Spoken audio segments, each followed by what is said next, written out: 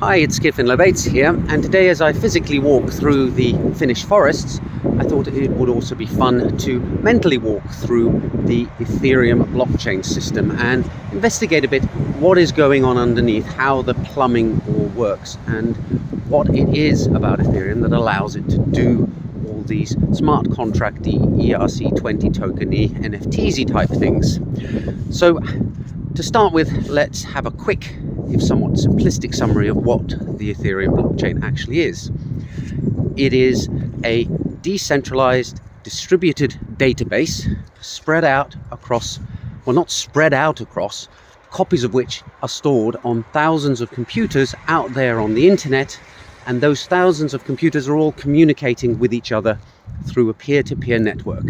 And their main aim is to make sure that every single one of them has an identical copy of the Ethereum database, as it were. And you can think of all of these different computers, which are called nodes, as an army of accountants and auditors whose aim in life is to ensure that everything in the database makes some kind of sense and that they all have identical copies, so there's no conflicting balances or conflicting records in the database.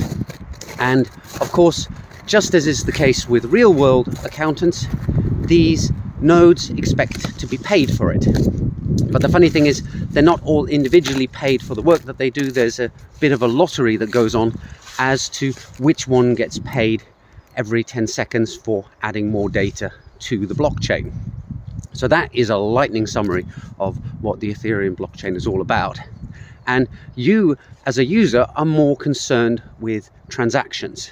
So you'll have a cryptocurrency wallet, something like MetaMask, and you'll be using that in order to send transactions to the blockchain that will then hopefully be picked up and added to it and become part of the immutable history of all the transactions that have taken place in the past and will take place in the future on that blockchain. So that's a quick summary of what the Ethereum blockchain is all about. There's a lot more to it than I have put there, but that's it at its simplest form. So then the question is, well, what is in this database? And the main thing that is in the database is a record of everybody's balances. The Ethereum blockchain instantiates something called Ether. It's known as its native cryptocurrency. It's the unit of accounting that is used in order to pay all these nodes for the work that they do. And it's the store of value that gives the blockchain some kind of meaning and makes people want to interact with it, because people like moving value around. It's one of the things that human beings turn out to be very good at. And when you submit a transaction to the blockchain, there are different types of transactions that you can have. The simplest one is that you have a balance recorded on the Ethereum blockchain that says you have this much Ether. That's the native cryptocurrency of the blockchain. And you want to send some of it to somebody else. And you can think of a transaction as a kind of little program or script. It tells all those nodes, run this little line of code, and the result of that will be that my balance will be decreased and yours will be increased by the same amount. However, there are more sophisticated things that you can do on the Ethereum blockchain. Namely, it's not just storing balances, it's also storing little computer programs. And in the Ethereum lingo, these are called smart contracts. They're kind of tiny self-contained computer programs, and they explain exactly under what circumstances what kind of things will happen. And things that smart contracts can do is automatically move value around, or they can instantiate data structures, and those data structures can be used to represent things. Now that sounds very vague, but when I start telling you that these things are a record of a new kind of token, or a record of, well, whatever data you really like. But the fact is, you can start making or building your own tokens on top of the blockchain. And then if you get enough people enthusiastic about them, then they'll take off and they'll become popular, and people will start trading them the way that they are trading the underlying native cryptocurrency, the Ether. So where should we go next? Okay, yeah, gas. Once you start looking into Ethereum, you're going to discover that you have to pay for your transactions, whether it's a simple transaction to send some Ether to a friend, or whether it's to interact with a contract in order to buy an NFT or to swap one kind of token for another one on an exchange, these things all have to be paid for. And there are different sections of payments, and this is something where I think people get a bit confused, because the payments are across different channels. And we'll look at each of those in turn. So the main one is the transfer of value. You can send a transaction where you're saying, I want to transfer 0.04 Ether from my account to your account. And that's a transfer of value. And you can also transfer value into smart contracts. So rather than you sending your Ether to a person, you're sending it to one of these little programs that is stored on the blockchain. And that program then, based on its code, can decide what it's going to do with that value. It may hold on to it. There may be another function that the program has that allows the program deployer to withdraw those funds to his or her own account. It's really up to the developer of the smart contract. And if the smart contract developer has made a mistake, well then that value may be locked in that contract forever and is therefore effectively lost. So that's the kind of value transfer level.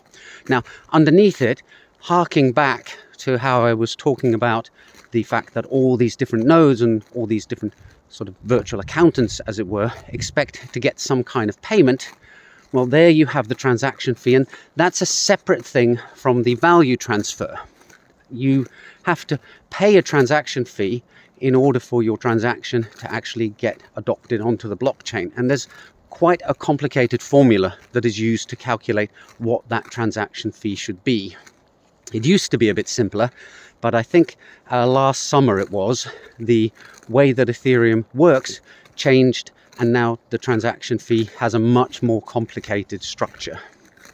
And the transaction fee is calculated in a rather strange way.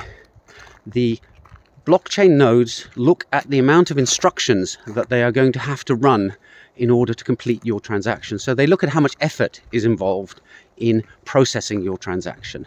And there's a neat table where they can look up the instructions that you're giving and how much each of them costs in something called gas.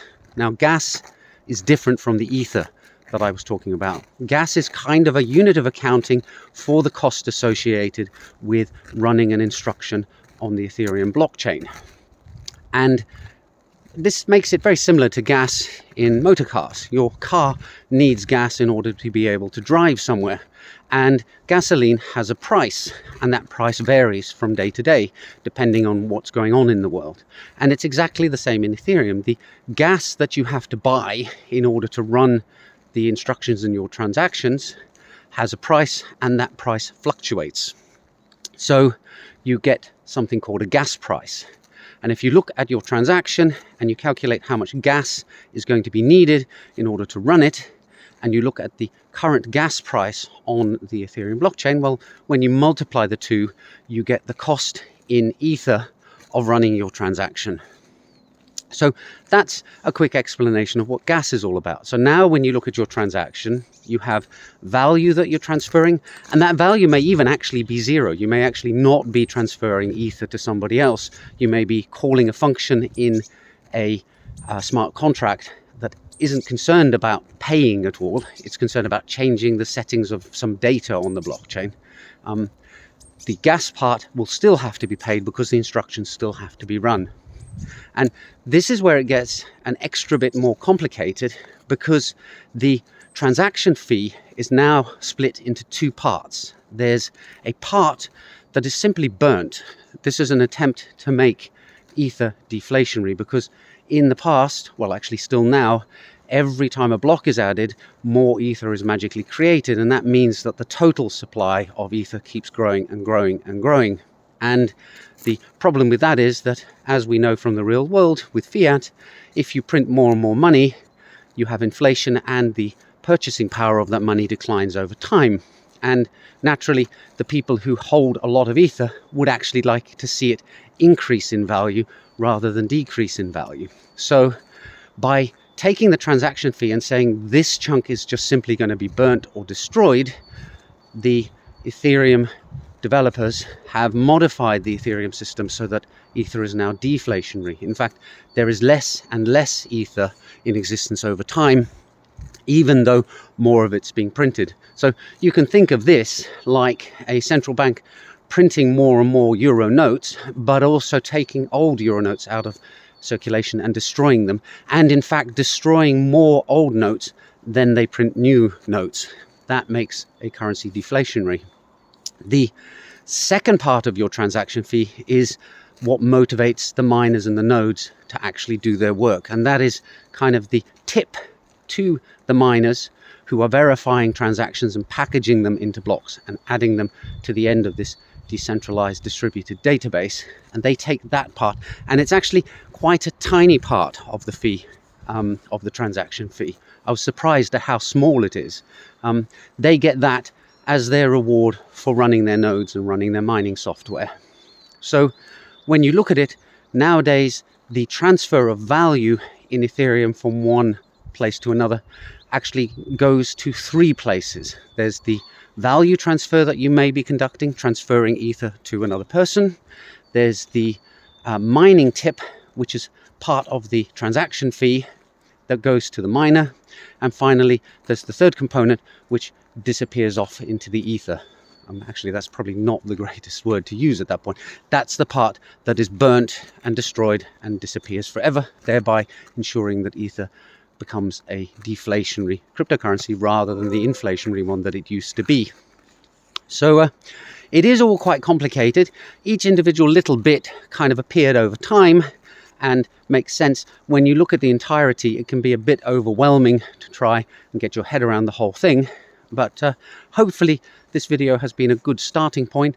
Do feel free to ask for any clarification in the comments, because I track them and I'm quite happy to answer them. Plus, those kind of questions give me the incentive to go out and make more videos that are actually more relevant to people. And I believe at this point you're also meant to say hit the subscribe button and hit like, just so that I get more traction on my channel. That would be great from my perspective, but of course you don't have to if you don't want to. I hope you found this interesting, and I'll see you all in the next video soon. Bye for now.